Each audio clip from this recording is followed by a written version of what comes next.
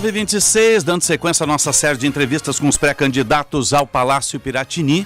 Estamos recebendo hoje o candidato, pré-candidato do Partido dos Trabalhadores, ex-presidente da Assembleia Legislativa do Estado do Rio Grande do Sul, deputado estadual, um dos idealizadores do programa Reforchi da ONU aqui na Assembleia Legislativa, em defesa das mulheres, na oportunidade, no qual tem um assento, né, porque a Bandeirantes tem um assento nesse programa, no Reforchi da ONU. E a gente está recebendo o ex-presidente da Assembleia, deputado estadual, pré-candidato do PT, Edgar Preto. Um bom dia, obrigado pela presença conosco. Muito bom dia, Osíris. Bom dia, Macalossi. Bom dia a todos os ouvintes da Band. Muito feliz pela oportunidade, esse espaço democrático que a Band concede aos pré-candidatos e eu fico muito agradecido, viu, Osíris? Com certeza. Vamos conversar ao longo de 20 minutos aqui a respeito dos temas do Estado. Vou começar justamente porque o Diário Oficial da União publicou a recuperação fiscal. Eu sei que boa parte dos pré-candidatos são contrários, acho que o senhor também é muito crítico a essa questão. Já debateu isso no Parlamento Gaúcho. Como é que o senhor vê agora? Quem assumir terá a recuperação fiscal, né?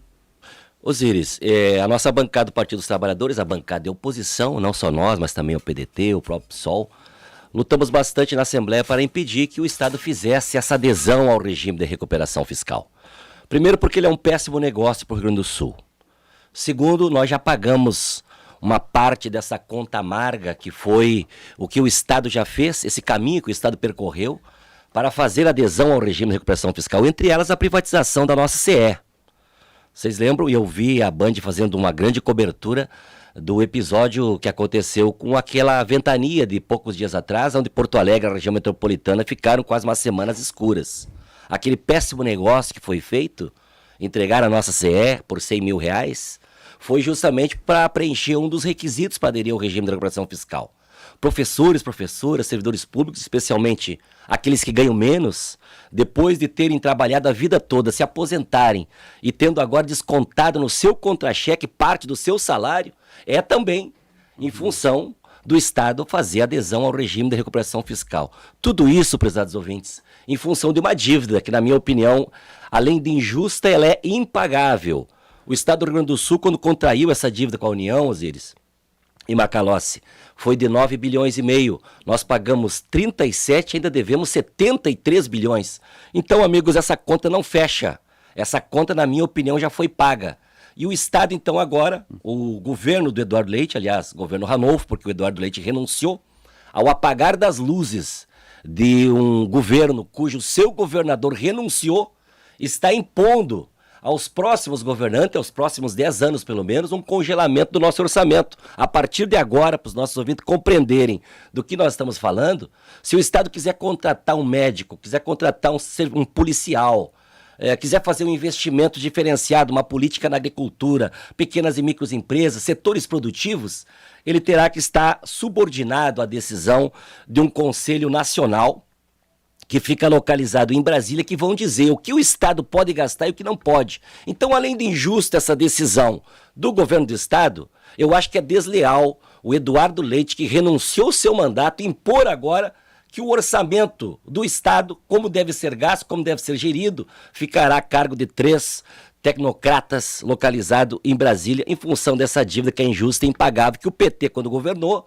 Olívio Dutra pagava a dívida, o Tarso Genro pagava a dívida, o Sartori e o Eduardo Leite deixaram de pagar essa dívida, devemos hoje 16 bilhões a mais, porque tanto o Sartori como o Eduardo Leite não pagaram a dívida com a União. Se eu tiver a oportunidade, eu quero falar do que mais não foi feito, que poderia ter sido feito aqui no Rio Grande do Sul, especialmente nesses últimos 2 mandatos. Antes da sua entrevista, deputado, seja bem-vindo, é um prazer falar com o senhor. Nós conversamos com o secretário da Fazenda, Marco Aurélio Cardoso, e a última pergunta foi exatamente sobre o que fazer em relação ao regime, caso o vencedor do pleito seja alguém não alinhado com as ideias que hoje fazem a administração do Estado, exercem ali o comando do Piratini.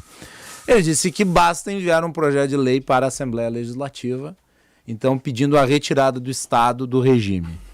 O senhor pretende fazer isso? Macalossi, eu tenho conversado já com o presidente Lula sobre esse assunto. Dias atrás eu tive a oportunidade de ficar 2 horas junto com o presidente Lula e conversamos sobre muitos assuntos, entre eles a situação do Rio Grande do Sul. O presidente Lula sabe muito bem como estamos hoje aqui, sabe as dificuldades que vive o nosso povo, sabe que a nossa economia estagnou. Nos governos do PT, quando Olívio e Tarso governaram, o nosso PIB sempre cresceu acima da média nacional. Hoje é o contrário, em um momento que o PIB nacional também está estagnado, nós estamos muito aquém ainda dos índices nacionais. O presidente Lula, que na minha opinião será o próximo presidente da República, sabe também o quanto o nosso Estado tem contribuído com a União. Nós somos, Osíris e Macalossi, um Estado que produz bastante, que ajuda especialmente o PIB nacional. É um Estado que bate recorde de exportação. Portanto, nós temos que constituir, Macalossi, um ambiente político capaz de estabelecer uma mesa de negociação com uma espécie de acerto de contas. Em função da Lei Candir, o nosso Estado, segundo relatórios agora do governo do Estado, nós deixamos de arrecadar 115 bilhões de reais porque a Lei Candir impôs que o nosso Estado, que é um Estado exportador, produtos que vão para fora. Sem industrialização, a gente não cobra ICMS para ser competitivo nacionalmente, internacionalmente. Portanto, nós temos que constituir esse ambiente onde nós botamos na mesa o que o Estado deve, o que o Estado já pagou e o que o Estado tem deixado de arrecadar. Eu tenho certeza que nós vamos encontrar um denominador. O que não dá é para continuar empurrando essa conta amarga, injusta e impagável para as pessoas, com falta de investimento na saúde, na educação, na segurança, setores produtivos que são importantes estão abandonados. O Estado tem tratado setores produtivos do Rio Grande do Sul que precisam do aparato do Estado mais como inimigo do que como parceiro, Macalossi. Sim, mas o senhor vai no dia 1º de janeiro propor a retirada do Estado do regime de repactuação da dívida? Esse pacto, ele não é um bom negócio para o nosso Estado, até porque a dívida vai aumentar ainda muito mais. O governo do Estado, Macalossi, quando votou a última medida na Assembleia Legislativa, dias atrás, que era justamente o prazo de congelamento do nosso orçamento, que era 4 anos originalmente, passou para 10. Ali o governo faltou com a verdade, inclusive para sua base parlamentar. Eles falaram, Osíris, que a partir do ano que vem o Estado iria pagar apenas 400 milhões nessa dívida. No dia seguinte, colocaram no site do governo do Estado que não era 400. A partir do ano que vem será 2 bilhões de reais. Então não é só porque o nosso orçamento, Macalossi, fica congelado. Nós não teremos dinheiro. No próximo ano será 3 bilhões. No último ano será 8 bilhões. Esse regime de recuperação fiscal vai inviabilizar o Rio Grande do Sul e nós vamos encontrar uma saída. Obviamente que eu não quero ser responsável de chegar para você a essas alturas do campeonato e dizer, olha, eu vou assumir o governo do Estado e vou dar um canetaço, eu vou terminar com esse regime de recuperação fiscal. O que eu estou me comprometendo é estabelecer um diálogo franco e transparente com a União, onde eu quero e vou lutar muito para que quem esteja sentado na cadeira de presidente da República seja o presidente Lula. Ontem eu e o Macalossi comandamos o Band de Eleições, né, depois da meia-noite. Hoje tem reprise no YouTube, né, tem, Macalossi? a partir das 20 horas. A partir das 20 horas, entrevistando o pré-candidato Eduardo Leite. E ele deu a largada no processo de discussão, justamente, da privatização do Banrisul, banco estatal, um banco de varejo, disputa do mercado com outros mais, e o debate da necessidade ou não de se ter um banco estatal no Rio Grande do Sul, se permanecer ainda, já que outros estados não têm, né? Como é que o senhor pensa o banco estatal, o Banrisul? Osíris, deixa eu dizer uma palavrinha, com todo o respeito, eu acho que o governador Eduardo Leite conhece mais a Europa do que o Rio Grande do Sul. O governador não conhece o Estado, até porque ele não sabe a importância que a palavra tem para nós gaúchos. O governador tem se caracterizado como alguém que falta com a verdade, que não tem palavra. Já lá, quando o candidato que se confrontou com Sartori, que era um projeto muito semelhante, ele sacou da sua palavra. E ele disse que se fosse eleito governador, a Corsã e o Banrisul continuariam públicos. Disse também que não seria candidato à reeleição e tantas outras inverdades. Por isso que eu tenho dito, o governador não conhece esse Estado e certamente será marcado por essa característica de faltar constantemente com a verdade. Para a política que o Eduardo Leite desenvolveu como governador, o Banrisul não tem importância nenhuma. O banco nosso banco público, acumulou lucros extraordinários. Agora está ausente da população, está ausente do nosso Estado. Quando o Tarso Genro foi governador, prezados ouvintes, a carteira de crédito da ex-governadora Ieda Cruz, do Banrisul, era 17 bilhões. Quando o Tarso encerrou o seu mandato, era 36 bilhões de reais, dinheiro que foi emprestado especialmente para os setores produtivos, pequenas e microempresas e a nossa indústria gaúcha. Porque, na nossa opinião, queridos ouvintes, O Estado, o banco nosso que é público, todo o aparato público, ele tem que estar a serviço do desenvolvimento.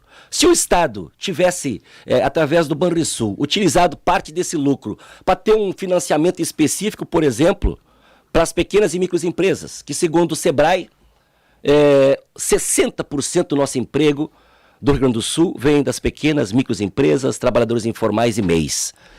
No ano passado, Macalossi, de agosto de 2020 a agosto de 2021, 25% das pequenas e microempresas do Estado encerraram as suas atividades. Impactou em 500 mil de empregos e nós não tivemos, por parte do Banrisul, por parte do governo do Estado, já que é o governo que indica o presidente, a direção do Banrisul, nenhuma política para esse setor que tem essa importância, tanto na geração de emprego também como no nosso PIB. Nós estamos vivendo, prezados ouvintes, ainda os efeitos da pior seca dos últimos 70 anos. O nosso banco poderia ter constituído uma política diferenciada, com juros subsidiados, para a nossa agricultura, para o setor agrícola, que é daí que vem 40% do nosso PIB. A pior seca dos últimos 70 anos e a primeira vez que tanto o governo do Bolsonaro como do Eduardo Leite viraram as costas para os nossos agricultores. Qual é a consequência disso? Nós não estamos produzindo para o nosso mercado interno, estamos abastecendo nossos mercados com comida, com produtos que vêm de outros estados, até mesmo de outros países, encarecendo o preço e não por acaso, Macalossi. A cesta básica no Rio Grande do Sul, ano passado, todo ano, ficou sendo a mais cara do país. Num estado que produz tanto, que tem um solo fértil, um povo trabalhador, a cesta básica está R$ 780. E na época do Lula, prezados ouvintes, a cesta básica era R$ 273. Então as pessoas, independente de partido, olham para o Lula, querem projetar o seu futuro e vê no presidente Lula a esperança de dias melhores para sua família.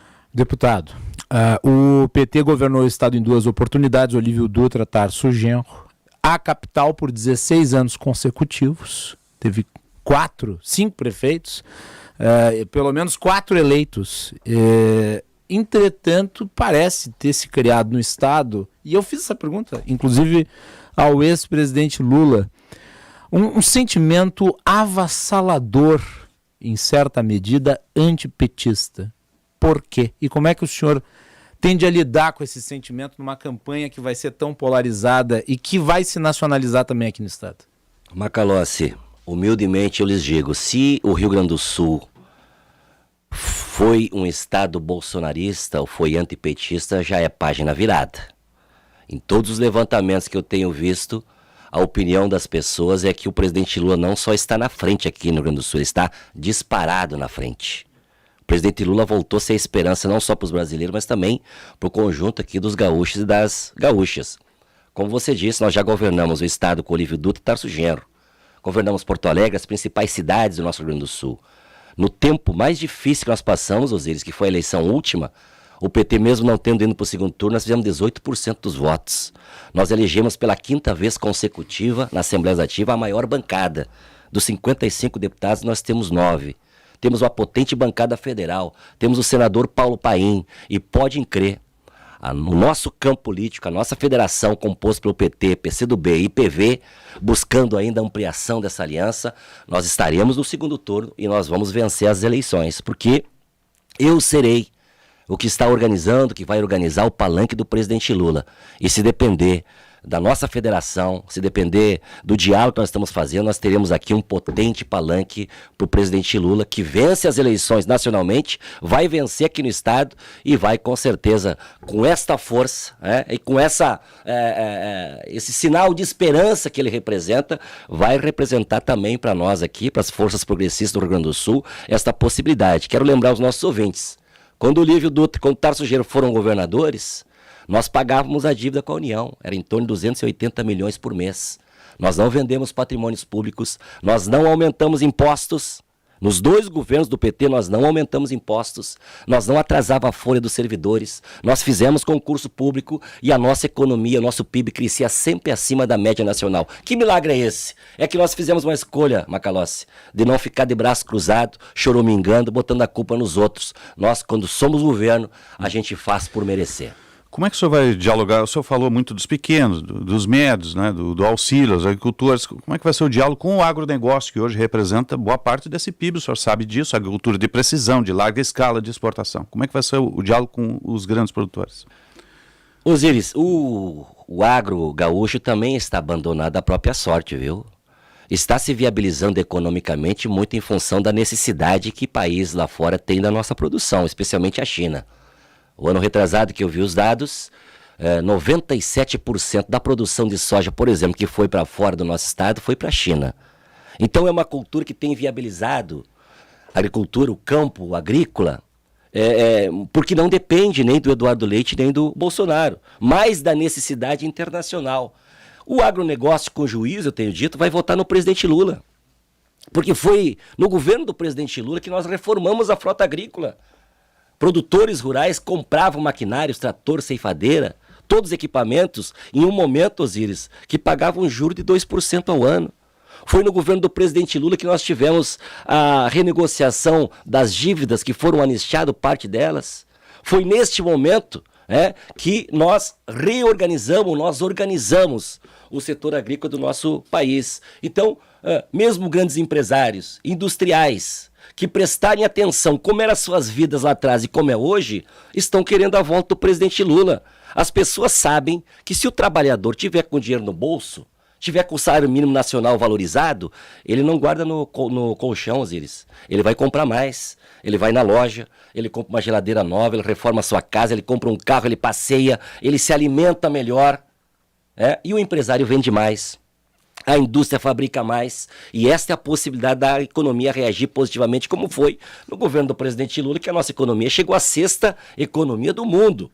Hoje nós somos a 12ª com perspectiva de cair ainda mais. Então nós, quando governamos, nós governamos para todos. E o agronegócio e a indústria, grandes empresas, sempre tiveram uma atenção muito especial dos governos que nós constituímos, porque é também a forma da gente aumentar a arrecadação e ter possibilidade de cuidar melhor das pessoas que mais precisam das políticas públicas. Deputado, o senhor mencionou antes as contas públicas, falamos sobre regime de recuperação, e daí o senhor fala sobre o desempenho do PT em relação a, por exemplo, o pagamento dos servidores.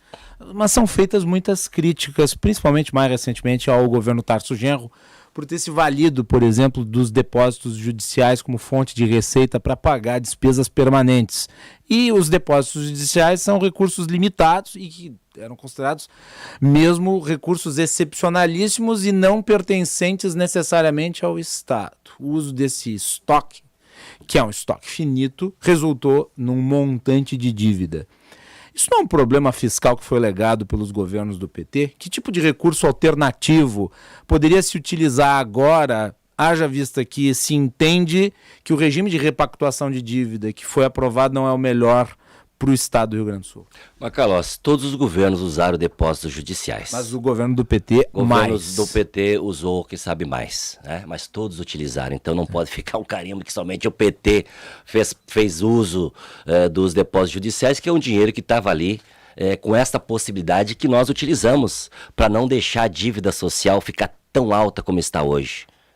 Nós, como eu te falei, não aumentamos impostos, não vendemos, como diz o Olívio Dutra, nenhum parafuso, deixamos intacta a nossa CE, saneada, Banrisul, a nossa Corsã, fizemos pesados investimentos nos setores que são importantes para a economia, como pequenas e microempresas, na nossa agricultura, especialmente a agricultura familiar, nós produzíamos mais, nós tínhamos mais oferta de alimento e por isso que a cesta básica, na época do PT, custava R$ 273. Hoje é R$ 780. A dívida social que tanto Sartori como Eduardo Leite deixaram e o Bolsonaro é que tem que entrar nesses cálculos. Tu sabes, Macalossi, no Rio Grande do Sul a inadimplência nunca teve tão alta. Mais de 3 milhões de gaúchos estão inadimplentes. A nossa força de trabalho é em torno de 6 milhões de pessoas, ou seja, metade da nossa força de trabalho está inadimplente. A região metropolitana de Porto Alegre, prezados ouvintes, já que estamos falando aqui na nossa capital e para a região metropolitana, é a segunda região metropolitana do Brasil que mais gente entrou para a extrema pobreza. Sabe o que é isso? 1.200.000 pessoas estão vivendo abaixo da linha de pobreza. As pessoas hoje, prezados ouvintes, vocês sabem disso? Estão se endividando não para comprar um carro novo, não para fazer uma viagem. As pessoas estão se endividando para comprar o rancho do mês.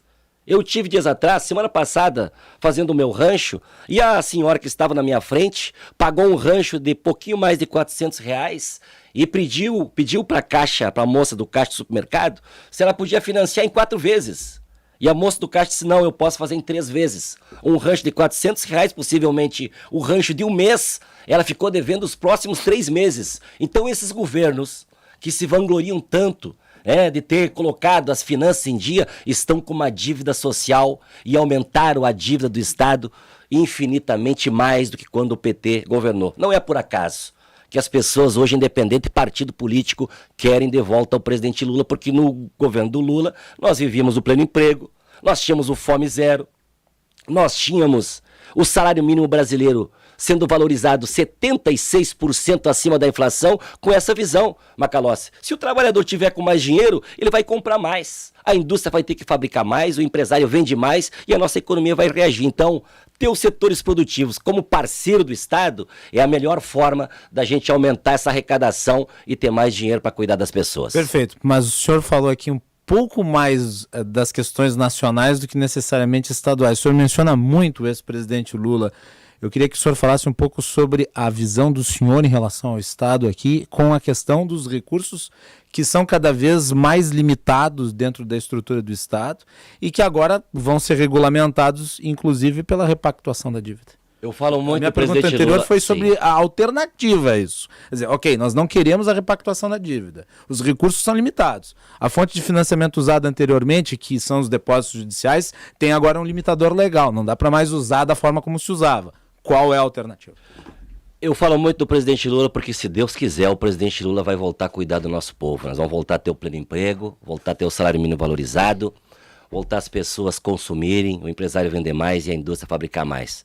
Eu estou discutindo o nosso programa de governo em audiências e assembleias populares, muito levando em conta de que nós teremos um outro projeto governando o nosso país. E eu falei, Macalossi, você tendo os setores produtivos como parceiros do Estado e não como um inimigo, não como um atrapalho, é a possibilidade da nossa economia reagir positivamente, porque nós já mostramos isso. Quando Tarso e Olívio foram governadores, a nosso PIB sempre cresceu acima da média nacional, em um momento que o PIB nacional crescia muito. No governo do Tarso, o nosso PIB cresceu mais de 10%, enquanto o PIB nacional era em torno de 9%, o crescimento naquele mesmo período. Hoje, o PIB nacional estagnado, um pouco mais de 1%, o nosso PIB está negativo. Segundo os prognósticos da Farsul, com essa estiagem sem apoio do governo do Estado, nós temos aí a possibilidade da diminuição em 8% do nosso PIB. Então nós vamos fazer um apoiamento com a estrutura do Estado nos setores produtivos para a gente fazer a economia reagir positivamente. E nós vamos estabelecer com o governo federal, se Deus quiser, com o presidente Lula, uma mesa diferente de negociação. Nós não podemos ver de novo o nosso Estado continuar nessa submissão. Nós temos que fazer o Estado reagir. O nosso Estado sempre foi um Estado que se caracterizou por estar à frente das principais mudanças e negociações que houveram. Vou te dar mais um exemplo. Quando o Tarso fez aquela ampla mobilização para mudar o indexador da nossa dívida, ele não fez só ele. Foi com mais 15 estados, entre eles o Geraldo Alckmin, que era governador do estado de São Paulo, foi o grande parceiro do Tarso Genro para aquela mobilização feita que criou um ambiente capaz de mexer no indexador da nossa dívida, que passou o juro de 6% para 4%, diminuímos 22 bilhões o estoque da nossa dívida, porque nós fizemos uma opção, Macalossi, não ficar chorando pelos cantos e botar a culpa nos outros. Nós vamos estabelecer com o governo federal uma nova mesa de negociação, um ambiente político capaz de levar em conta o que nós já pagamos dessa dívida e o que nós temos de receber, porque o Estado está deixando a receber em função da Lei Candir. Pré-candidato do Partido dos Trabalhadores, ex-presidente da Assembleia, Edgar Preto, obrigado pela presença conosco aqui. Dia 7 de agosto, debate da Band, né? Band TV, Rádio Bandeirantes, Band News, plataformas virtuais. Conto com a sua presença. Estarei aqui, Osiris, com muito prazer, trazendo as minhas ideias, podendo ter a oportunidade de dialogar com os outros pré-candidatos, contar e explicar um pouco melhor, com mais tempo, o nosso programa que estamos montando agora nas audiências, nas Assembleias Populares. Serão 10 Assembleias Populares pelo Rio Grande. nossa pré-candidatura se estruturando e dialogando com outros partidos do nosso campo progressista para formar aqui uma aliança potente para ajudar o presidente Lula a recuperar o nosso Brasil e reconstruir o nosso Estado. Muito obrigado. Bom trabalho e sucesso.